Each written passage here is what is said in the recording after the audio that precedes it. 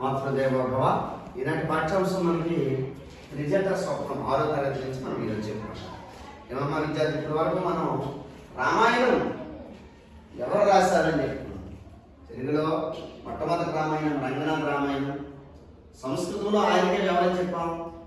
వాల్మీకి మహర్షి అని చెప్పాం. సంస్కృతంలో ఆది కావ్యం ఏంటి? రామాయణం. ఎన్ని వేల శ్లోకాలంటే 24,000 శ్లోకాలతో రామాయణం వాల్మీకి మహర్షి రచించారు. ఆ తర్వాత తెలుగులో అనేకమైనటువంటి రామాయణాలు వచ్చాయి. అందులో మొట్టమొదటి రామాయణం గోన బుద్ధారెడ్డి గారు రాసినటువంటి రంగనాథ రామాయణం. సరేనా? విఠలనాథుడు రంగనాథుడు వారి పేరు మీదుగా రంగనాథ రామాయణం ద్విపదలో రచించబడింది అని చెప్తున్నాను. సరే, తెలుగులో ఆది గ్రంథం ఏదంటే మహాభారతం, అతి పెద్ద గ్రంథం. తెలుగులో ఆది కవి ఎవరంటే నన్నయ్య. ఆంధ్ర మహాభారతం. ఆంధ్రం అంటే తెలుగే కదా. తెలుగు ఆంధ్రం అనే 3 భాషా పదాలు ఉన్నాయి తెలుగుకి.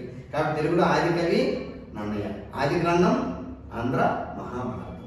మరి ఇక్కడ రామాయణం అంటే ఈ రామాయణం నుంచి మనకి త్రిజట స్వప్నం అని ఆతుకూరు మళ్ళా తెలుగులో మొదటి రామాయణం స్త్రీల రామాయణం. స్త్రీ రాసినంత కవి అయి స్త్రీ తన రామాయణాన్ని సుందరాకాండము అనే కాండం నుంచి మనకి త్రిజట ఎవరంటే విభీషణుని యొక్క కూతురు. ఆయనకు కల వచ్చింది. ఎందుకంటే రావణాసురుడు సీతాదేవిని అశోకవనంలో రాక్షస స్త్రీల మధ్య ఆడపుళ్ళ మధ్య జింకలా బంధించమన్నటువంటి ఆ యొక్క సీతాదేవికి ఒక మంచి మనోధైర్యాన్ని నింపడం కోసం పాఠ్యాంశం యొక్క ఉద్దేశం ఏంటి? ఆ రాక్షస స్త్రీల్లో కూడా మంచివారు ఉంటారు. కష్టం వచ్చినప్పుడు వాళ్ళకి నిష్ఠూరమైనటువంటి మాటలు, వాళ్ళకి మళ్ళీ కష్టాన్ని కలిగించే మాటలు ఆడకుండా మంచి మాటలతో వాళ్ళకి మనోధైర్యాన్ని నింపడము. మనోధైర్యాన్ని నింపి మంచివారు రాక్షస స్త్రీల్లో కూడా మంచివారు ఉంటారని తెలియజేయడం ఈ పాఠ్యాంశం యొక్క ఉద్దేశం. మరి ఇది పద్య ప్రక్రియ. త్రిజట స్వప్నం అనేది ప్రక్రియ ఏంటంటే పద్య ప్రక్రియ. ఇతివృత్తం అంటే ఏంటి? ఇతివృత్తం అంటే కథ. ఇతివృత్తం అంటే సహానుభూతి. సహానుభూతి అంటే ఏంటి? ఎదుటి వారు కష్టంగా ఉండేటప్పుడు తన కష్టాన్ని మన కష్టంగా, మన కష్టాన్ని తన కష్టంగా భావించడం ఒకటి. సహానుభూతి పొందడం. కష్టం వస్తే కష్టము, సుఖం వస్తే సుఖాన్ని పాల్పంచుకునే వాళ్ళని సహానుభూతి, సౌహృదయత అంటారు దాన్ని.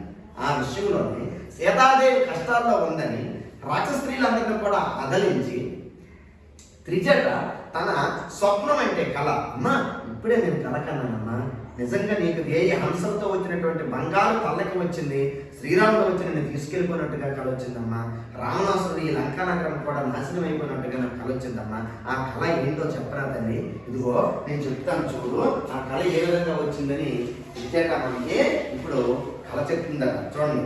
కలగంటిన్ వినుడు ఇంతులా మన లంకా ద్వీపమయీ లోపల ప్రాలం మన రావణేశ్వరుని సుంభద్రత్న కోటీరమల్ కలనం కోల రఘుద్వహుండిలితో గంధ విబృందెక్కి ఉజ్వల కాంతిన్ వెలసిల్లు సీతన్ కొనిపోవన్ మిన్నకే ఇప్పుడే కలగంటిన్ వినుడు ఇంతులార మన లంకా ద్వీపము అయోధ్య లోపల వ్రాలన్ మన రావణేశ్వరుని సుభద్రరత్న కోటీరముల్ భద్రరత్న కోటీరముల్ కలనం కోల రఘూధ్వగుండెలితో గంధపిపుంపై ఎక్కి ఉజ్వల కాంతిన్ విలసిల్లు సీతన్ కొనిపోవన్ మిన్నకే ఇప్పుడే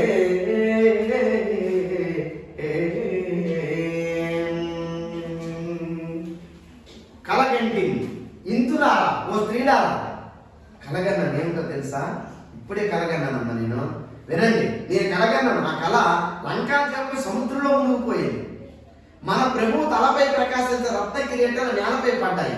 రఘువంశోద్ధారుడైనటువంటి రాముడు ఆనందంతో ఉన్నాడు. మదిత్తని ఏనుగుని ఎక్కాడు. అమిత కాంతితో ప్రకాశిస్తున్న సీతాదేవిని తీసుకుని వెళుతున్నాడని అప్రయత్నంగా తనకు కలిగిన కళను త్రిజట వివరించింది. అర్థమైందా?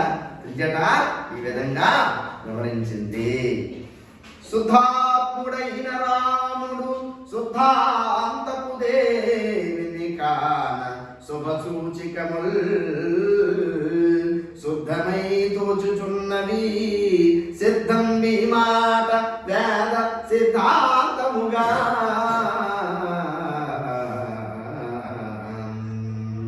కావున ఈ కోమలయడం కావలి ఉన్న అట్టి మీరు కఠినోక్తులు గానేవియు ఆడకు ఇంకా నీ దేవియు రక్షంపమనకు దిక్కగు మీరగన్ అని చెప్పి మరి అమ్మా వెరనకు మగిలో నిమ్ముగ మరిదాకనుండు ఇక నీ మగడు నెమ్మిగ నిన్ను కొనుకోవును మమ్మందరు మనుకు మమ్మ మరుక కరుణన్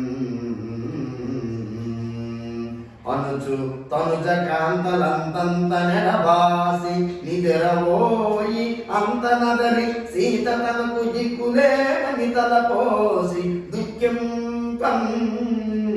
పవన సుతుడు మనుజ భాషలం పలికే ఉన్నాడు లెస్స రాగవుడున్నాడు ఇదే కపులను కూడి ఒరగతి రానై ఉన్నాడు నిన్ను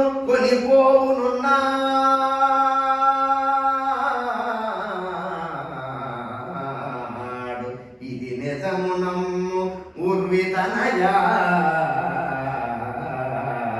ఇది నిజము ఉర్వితనయా